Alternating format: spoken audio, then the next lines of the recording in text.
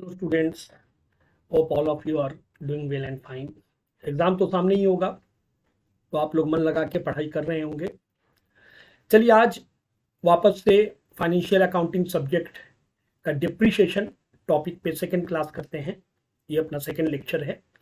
First class में जो first video मैंने रिलीज़ किया था उसमें डिप्रिशिएशन का थोड़ा सा थ्योरेटिकल कंसेप्ट दिया था, और उसमें मैंने बताया था कि बेसिकली डिप्रिशिएशन का दो मेथड है।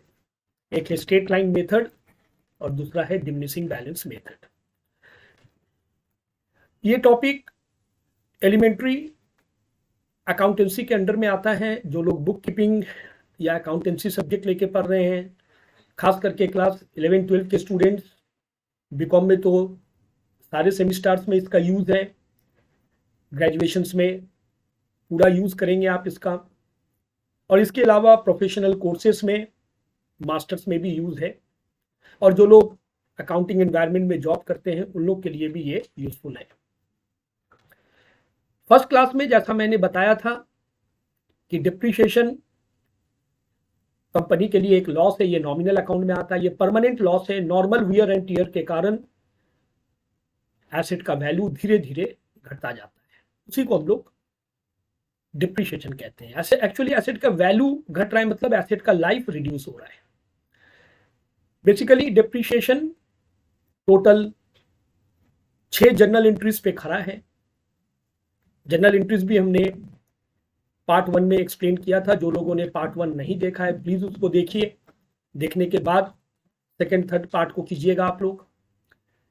कोई भी एसेट जब आप खरीदते हैं तो उसका जर्नल एंट्री था asset account debit to bank और क्रेडिटर। एसेट को बैठाने में जो खर्च करते हैं, इंस्टॉलेशन का खर्च या इरेक्शन चार्जेस का खर्च, सेम जर्नल एंट्री था। अगर आप फ्यूचर में इसको एज ए स्क्रैप बेचिएगा, मतलब जब ये काम करना बंद कर देगा, रद्दी के भाव आप इसको बेचिएगा, तो उसका कोई जर्नल एंट्री नहीं होगा, फ्यूचर ट्रांजैक्शन रिकॉर्ड नहीं होता है। ये सारे जर्नल मैंने एक्सप्लेन किया था पार्ट 1 में, उसको जरूर देखिए आप। नेक्स्ट, अगर आप डिप्रिशिएशन चार्ज कर रहे हैं, डिप्रिशिएशन तो चार्ज करना ही पड़ेगा, क्योंकि ईयर एंडिंग में आपका फाइनल अकाउंट जब आप बनाते हैं तो वहां डिप्रिशिएशन शो करना जरूरी है। डिप्रिशिएशन लॉस है जिसका जर्नल एंट्री ये था। अगर आप एसेट को बेच दे रहे हैं, बेचने के कारण प्रॉफिट या लॉस हो रहा है, उसका भी जर्नल एंट्री था। ये सारे जर्नल मैंने फर्स्ट पार्ट में एक्सप्लेन किया हुआ है, कैसे डेबिट हो रहा है, कैसे क्रेडिट हो रहा है, उसको जरूर देखिए। और लास्ट, डिप्रिशिएशन को आप प्रॉफिट एंड लॉस अकाउंट में चार्ज करते हैं, फाइनल अकाउंट में चार्ज करते हैं। मैंने पहला पार्ट में बेसिक दो मेथड को लेकर डिस्कस किया था, स्ट्रेट लाइन मेथड जिसका और एक नाम है ओरिजिनल कॉस्ट मेथड, और एक नाम है फिक्स्ड इंस्टॉलमेंट मेथड, और दूसरा डिमिनिशिंग बैलेंस मेथड जिसका और एक नाम है रिटन डाउन वैल्यू मेथड, जिसका और एक नाम है रिड्यूसिंग बैलेंस मेथड। दोनों मेथड का मैंने एक कंपैरिजन दिखाया था एक एग्जांपल से, वो पार्ट 1 में, वीडियो नंबर 1 में वो है, वो आप लोग जरूर देखिए। आज मैं एक सम सॉल्व करूंगा, अपना ही स्टडी मटेरियल से मैंने ये सम्स को सिलेक्ट किया है। ये है वो सम्स, और सम्स पढ़ के पहले मैं एक रफ वर्क करूंगा जो मैं स्टूडेंट को सजेस्ट करता हूं। 2 मिनट शायद ज्यादा लगे, बट ये कर लेना ज्यादा बेटर होगा, क्योंकि ये रफ वर्क कीजिएगा तो आपको बार बार सवाल रीड नहीं करना पड़ेगा, टाइम वेस्ट नहीं होगा, और आपको आंखों के सामने सब कुछ दिखेगा, क्लियर दिखेगा, कौन एसेट कब आया, कौन एसेट कब गया, कितना महीना वो यूज हुआ। तो बोल रहा है on 1 April 2013 A manufacturer purchased A machine for 50,000 and spent 5,000 on its installation। 1 अप्रैल 2013 में एक मशीन खरीदा। मैं एक रफ वर्क कर रहा हूं, आप भी रफ पेज में कीजिएगा, एग्जाम में रफ पेज में कीजिएगा, ये वर्किंग्स नहीं है। 1 अप्रैल 2013 में खरीदा। कितना में खरीदा? 50,000 में खरीदा, और 5,000 इसको बैठाने का खर्च किया। परचेज हुआ 50,000 में, 5,000 बैठाने में लग गया, ये हो गया आपका परचेज। ठीक है, नेक्स्ट। अब बोल रहा है 1 अक्टूबर 2013 ही परचेज्ड एन अनदर मशीन। 1 अक्टूबर 2013 में वापस से इसने एक मशीन खरीदा। कितना में खरीदा? मशीन खरीदा 60,000 में, 60,000 में मशीन खरीदा, परचेस्ड, यहां भी परचेज हो गया। Next, 1 January 2015 he sold out the first machine, पहला मशीन को उसने बेच दिया। 1 जनवरी 2013 में बेच दिया पहला मशीन को। कितना में बेचा? 38,000 में बेचा। 1 जनवरी 2015 में बेचा, 1 जनवरी 2015 में बेचा फर्स्ट मशीन को। ये मान लीजिए मशीन 1, ये मान लीजिए मशीन 2। मशीन 1 को सेल कर रहा है, सोल्ड। कितना में सोल्ड कर रहा है? 30,000 में, 38,000 में सेल कर रहा है, और उसी दिन एक नया मशीन भी परचेज कर रहा है। ये देखिए क्या लिख रहा है, ऑन द सेम डेट ही परचेज्ड ए न्यू मशीन, एक नया मशीन खरीदा। कितना में खरीदा? 80,000 में खरीदा, उसी दिन। इसको आप नाम दे दीजिए मशीन नंबर 3। 1 जनवरी 2015 में खरीदा। कितना में खरीदा? 80,000 में खरीदा मशीन, परचेज्ड। ठीक है। बोल रहा है मशीनरी अकाउंट 3 साल के लिए बनाइए, 31 मार्च में आपका ईयर एंड होगा, यानी ये आपका फाइनेंशियल ईयर है। डिप्रिसिएशन लगेगा 10% on original cost. Original cost मतलब स्ट्रेट लाइन मेथड। देखिए अब ध्यान दीजिए, साल शुरू हो रहा है आपका 1 अप्रैल में। आप लोग जानते हैं फाइनेंशियल ईयर 1 अप्रैल में शुरू होता है, तो ये साल 1 अप्रैल में शुरू हो रहा है, एंड होगा 31 मार्च में। देखिए एकदम साल का स्टार्टिंग में ही ये मशीन वो खरीदा था, एकदम शुरू में ही ये मशीन खरीद लिया था। 1/4/13 को खरीदा था, इसी दिन साल शुरू हो रहा है। तो ये वाला जो फाइनेंशियल ईयर आएगा वो आएगा 13/14। 13/14 क्यों? 1 अप्रैल 2013 में खरीदा, ईयर एंड होगा 31 मार्च 2014। अच्छा, 1/10/13 में खरीदा है, इसका भी आपका अकाउंटिंग ईयर जो आ रहा है 13/14। 13/14 में इसका मतलब 2 मशीन खरीदा है। 14/15 में और कुछ मशीन खरीदा नहीं है, 1/1/15 में सेल किया है। अच्छा, 1/1/15, 1/1/15 ये कौन सा ईयर में आ रहा है? ध्यान दीजिएगा, 1/1/15 14/15 में आ रहा है। देखिए 14/15 में ईयर स्टार्ट, पहला ईयर आपका कब शुरू हुआ था? 1 अप्रैल 13 में शुरू हुआ था, ये जाकर कब खत्म हुआ? 31 मार्च 14 में खत्म हुआ।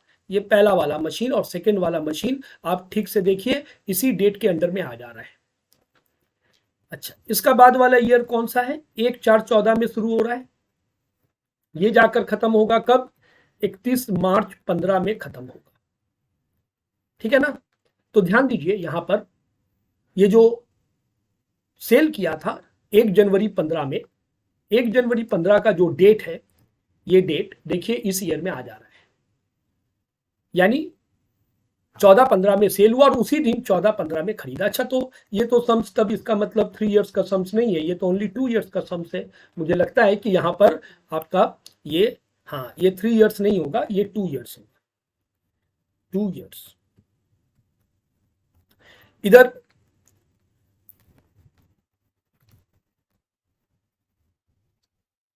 इधर देखिए, मशीनरी आपको अकाउंट बनाना है, 2 इयर्स का मशीनरी अकाउंट बनाना है। ठीक है, तो 1 अप्रैल 2013 में आपने मशीन खरीदा था, 1 अप्रैल 2013 में खरीदा था। ध्यान दीजिएगा, मशीन खरीदने का कौन सा जर्नल था? मशीन खरीदने का फर्स्ट जर्नल था machinery account debit to bank. देखिए ध्यान दीजिए, फर्स्ट ईयर में मशीन 1 मशीन 2 दोनों खरीदा 2013-14 में। Machinery account debit to bank, machinery account debit to bank, ये रहा, ये रहा, 2 मशीन परचेज किया मशीनरी अकाउंट में टू बैंक। अच्छा, इसका ईयर एंड कब हो रहा है? इसका ईयर एंड हो रहा है 31 मार्च 2015 में ईयर एंड हो रहा है, 31 मार्च 2014 में ईयर एंड हो रहा है। तो पहला जो मशीन है 1 अप्रैल में खरीदा है, यानी स्टार्टिंग में खरीदा है, तो ये साल भर यूज हुआ, तो साल भर का डिप्रिसिएशन होगा। देखिए ध्यान से, 2013-14 में मशीन 1 स्टार्टिंग में खरीदा है, साल भर का डिप्रिसिएशन होगा, ये रहा 10%, 55,000 क्यों? दोनों को मिलाकर कीमत है 55,000। सेकेंड मशीन 1 अक्टूबर में खरीदा है, देखिए यहाँ 1 अक्टूबर में खरीद रहा है, साल एंड हो रहा है 31 मार्च में, गिनिए 6 मंथ होगा, तो सेकेंड मशीन जो है वो 6 महीना यूज होगा। ये देखिए टोटल डिप्रिसिएशन 8,500 रुपया। डिप्रीशिएशन का जनरल एंट्री क्या था? Depreciation account debit to asset यानी टू मशीनरी। तो मशीनरी में क्या होगा? बाय डिप्रीशिएशन, नोट नंबर जरूर दे देंगे। अकाउंट को क्लोज करेंगे। 13-14 में और कोई ट्रांजेक्शन नहीं है, डेबिट साइड का टोटल बड़ा है, क्रेडिट में माइनस करके ये बैलेंस आएगा। इसको बुक वैल्यू या रिटर्न डाउन वैल्यू भी हम लोग बोल सकते हैं। Book value, return down value दोनों सेम चीज है, डिप्रीशिएशन घटा के जो वैल्यू आता है। 13-14 का एंड यानी 14-15 का स्टार्टिंग में ये ब्रॉड डाउन हो जाएगा, 14-15 का शुरू में आ गया ये 1,06,500। 14-15 में क्या हुआ था? 14-15 में भी दो ट्रांजेक्शन हुआ था। 1 जनवरी को मशीन नंबर 1 को सेल किया था और उसी दिन मशीन नंबर 3 परचेज किया था। परचेज कर रहा है तो पहला journal machinery account debit to bank, उसको रिकॉर्ड कर दीजिएगा। ये नया मशीन आया, मशीन नंबर 3। मशीन नंबर 1 ये वाला को बेचा है 1 जनवरी 15 का डेट में बेचा है। तो कल मैंने बताया था कि लास्ट वीडियो में मैंने बोला था कि प्रॉफिट लॉस का वर्किंग्स आपको करना पड़ेगा। कोई भी डिप्रिसिएबल एसेट जब सेल होता है तो उसका प्रॉफिट लॉस आपको कैलकुलेट करना पड़ता है। अच्छा, सेल हुआ किस डेट में सेल हुआ? 1 जनवरी 15 का डेट में सेल हुआ। एक मिनट, यहां पर डेट में थोड़ा मिस्टेक है, ठीक कर दें। 1 जनवरी 2015 का डेट में सेल हुआ, ये 1 जनवरी 2015 में सेल हो रहा है। अच्छा, अब सबसे पहले हम लोग क्या निकालेंगे? प्रॉफिट लॉस कैलकुलेट करेंगे। ये कौन सा मशीन सेल हो रहा है? ये फर्स्ट मशीन सेल हो रहा है, मशीन नंबर 1। ये देखिए 1 अप्रैल 2013 में ये मशीन खरीदा था।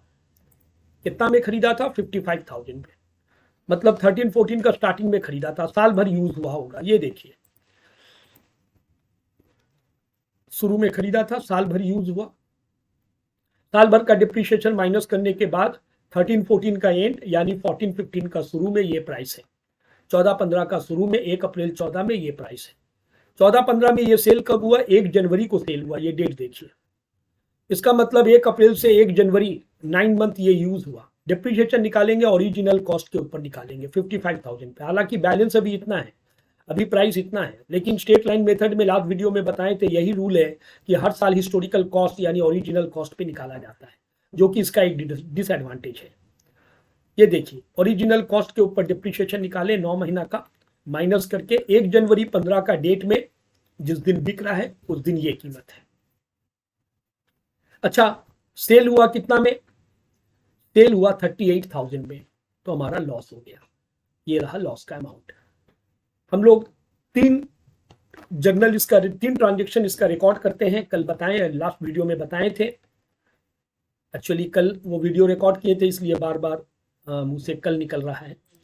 तो सेल का 3 एंट्री रिकॉर्ड होता है। ध्यान दीजिएगा सेल का कौन सा 3 एंट्री रिकॉर्ड होता है। ये देखिए, सेल प्राइस, जिस साल बिका उसका जितना डिप्रीशिएशन हुआ, करेंट ईयर का डिप्रीशिएशन, और उसका लॉस का अमाउंट। जब भी सेल होगा प्रॉफिट लॉस कैलकुलेट कीजिएगा और ये 3 चीज को डालिएगा। सबसे पहले डाल लीजिएगा ये वाला, मैं नंबरिंग कर दिया था लास्ट वीडियो में। सेल प्राइस करेंट ईयर में 14-15 में बिका, 14-15 में 9 मंथ का डिप्रीशिएशन हुआ था, और उसका लॉस का अमाउंट। मशीन अकाउंट क्रेडिट है तो मशीन अकाउंट का क्रेडिट में डालिएगा तीनों को।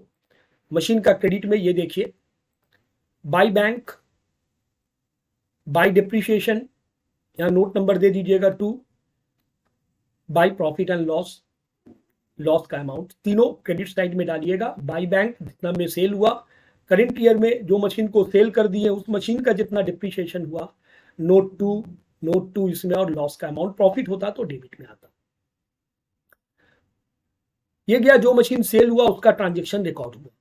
नेक्स्ट, अब हमको देखना है कि हम लोग 14-15 में है, हमारे पास और कोई मशीन है या नहीं। बिल्कुल है हमारे पास। देखिए मशीन नंबर 2 है हमारे पास।